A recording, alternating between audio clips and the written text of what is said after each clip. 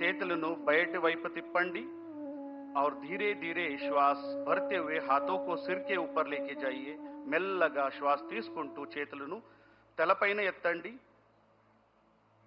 धीरे से एड़ियों को ऊपर उठाने का प्रयास और संतुलन करने का प्रयास। నిదానంగా హీల్స్ ని పైకి ఎత్తండి, బ్యాలెన్స్ చేయడానికి ప్రయత్నం చేయండి।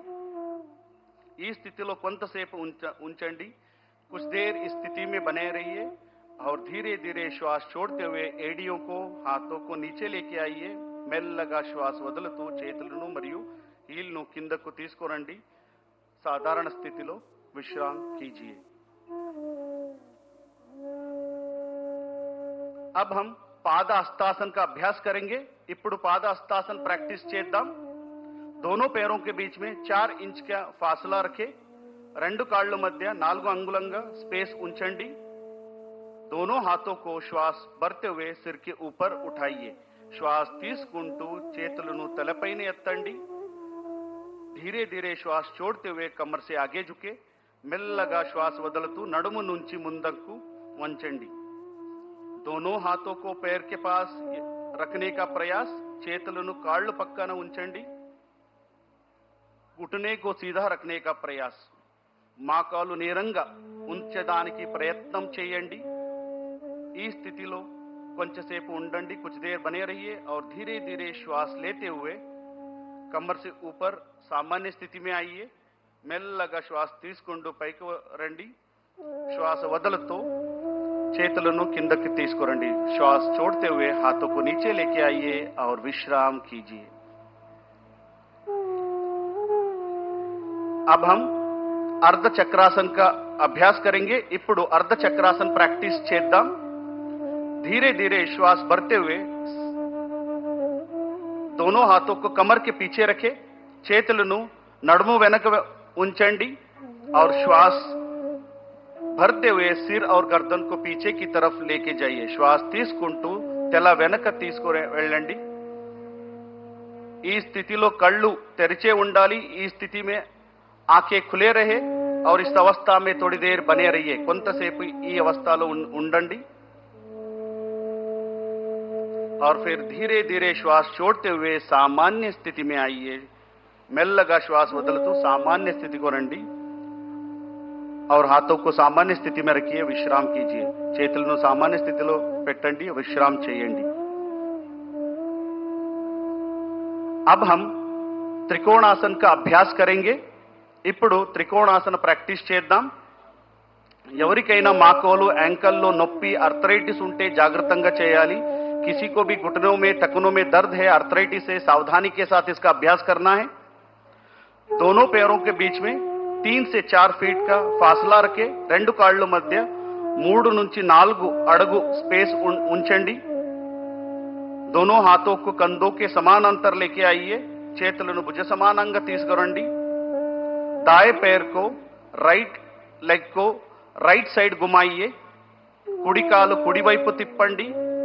श्वास छोड़ते हुए धीरे धीरे राइट साइड झुकिए। श्वास వదులుతూ మెల్లగా కుడి వైపు వంచండి। दाएं हाथ को दाएं पैर के पीछे रखें। कुड़ी చెయ్యి కుడి కాళ్ళు వెనక పెట్టండి। सिर को ऊपर घुमाइए और विशाल आकाश को देखिए। తల పైకి తిప్పండి, ఆకాశాన్ని చూడండి। ఈ స్థితి में कुछ देर बने रहिए। ఈ స్థితిలో కొంతసేపు ఉండండి और धीरे धीरे श्वास भरते हुए ऊपर आइए। श्वास తీసుకుంటూ सामान्य स्थिति को రండి। अब यही अभ्यास दूसरे पैर से करेंगे, बाएं पैर से करेंगे। ఇప్పుడు ఎడమ కాలు ఎడమ వైపు తిప్పండి, అదే ప్రక్రియ చేయండి। धीरे धीरे श्वास छोड़ते हुए नीचे की तरफ जाइए और विशाल आकाश को देखने का प्रयास। కొంచెంసేపు ఉండండి। धीरे से श्वास लेते हुए सामान्य स्थिति में आइए। श्वास తీసుకుంటూ सामान्य स्थितिలో రండి। చేతులను కిందకి తీసుకురండి। दोनों हाथों को नीचे लीजिए और विश्राम कीजिए।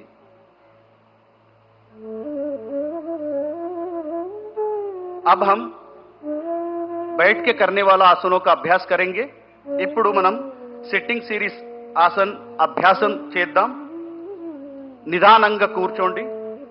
धीरे से बैठ जाइए. पैर को सामने की तरफ सीधा करें. కాళ్ళను నేరంగా పెట్టాలి. दोनों हाथों को नितंब के पास रखें. రెండు చేతులను నడుము పక్క పెట్టండి. कमर गर्दन सीधा रखें. శరీరం నేరంగా పెట్టండి. इसको दंडासन कहते हैं. ఇది దండాసనం. దండాसन నుంచి अब हम భద్రాసన్ का अभ्यास करेंगे. ఇప్పుడు భద్రాసన్ ప్రాక్టీస్ చేద్దాం. ఎవరికైనా మోకాలు, యాంకల్ మరియు హిప్ జాయింట్ నొప్పి, ఆర్థరైటిస్ ఉంటే సావధానంగా జాగృతంగా చేయాలి. किसी को भी टखनों में, घुटनों में दर्द है, हिप जॉइंट में दर्द है, सावधानी के साथ इसका अभ्यास करना है.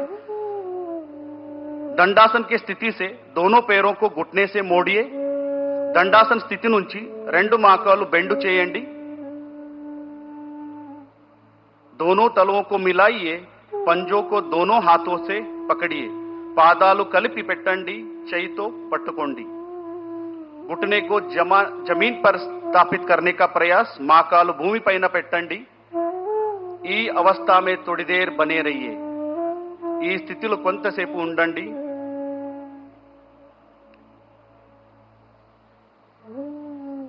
यहां अभ्यास पेल्विक फ्लोर मसल्स में ताकत देता है. धीरे से दोनों हाथों को छोड़िए और पैरों को आगे फैलाइए. నెమ్మదిగా చేతులు వదలండి. కాళ్ళు నేరంగా పెట్టండి. अब हम वज्रासन का अभ्यास करेंगे. किसी को भी घुटनों में, टखनों में, हिप जॉइंट में या सर्जरी हुआ है, ऐसे व्यक्ति सावधानी के साथ करना है. ఎవరికైనా మోకాలు నొప్పి, యాంకల్ నొప్పి ఉంటే జాగ్రత్తగా చేయాలి. దండాसन నుంచి पैरों को एक एक मोड़ते हुए नितंब के नीचे रखिए. కాళ్ళు మడిచి నితంబ కింద పెట్టండి. एडिया बाहर और अंगूठे मिले हुए होना है. हील्स बैठ के ఉండాలి. टोस కలిపి ఉండాలి. दोनों एडियों के बीच में बैठने का प्रयास. రెండు हील्स मध्य కూర్చోండి.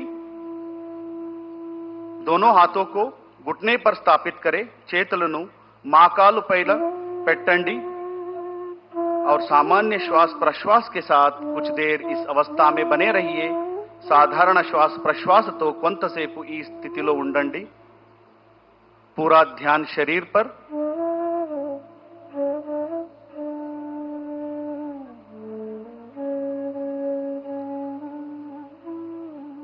अब हम यहीं से अर्ध उष्ट्रासन का अभ्यास करेंगे.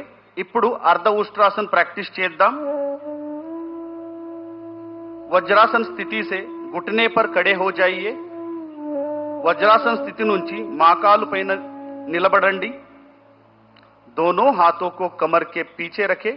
చేతులను నడుము వెనుక ఉంచండి और धीरे से श्वास भरते हुए सिर, गर्दन, छाती को पीछे ले जाइए. మెల్లగా శ్వాస తీసుకుంటూ తల వెనుక వంచండి. इस अवस्था में थोड़ी देर बने रहिए. కొంతసేపు ఉండండి और धीरे से श्वास छोड़ते हुए सामान्य स्थिति में आइए.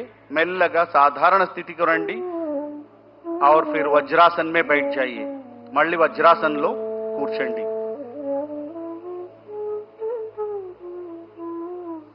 अब हम శశకాసన్ का अभ्यास करेंगे. ఇప్పుడు శశకాసన అభ్యాసం చేద్దాం. दोनों घुटनों को बाहर फैलाइए. రెండు మోకాళ్ళను బయటికి తీసుకువెళ్ళండి. हथेलियों को आगे जमीन पर रखें. అరచేతులను ముందుకు నేలపై ఉంచండి. श्वास छोड़ते हुए शरीर को आगे की ओर झुकाइए. श्वास వదులుతూ శరీరాన్ని ముందుకు స్ట్రెచ్ చేయండి. छाती जमीन से लगे हुए. छातीని నేలపై ఉంచండి. इस अवस्था में थोड़ी देर बने रहिए. కొంతసేపు ఈ స్థితిలో ఉండండి. शरीर में उत्पन्न होने वाले खिंचाव को महसूस करने का प्रयास और धीरे से श्वास लेते हुए ऊपर आइए. మెల్లగా శ్వాస తీసుకుంటూ శరీరాన్ని తిరిగి పైకి తీసుకురండి.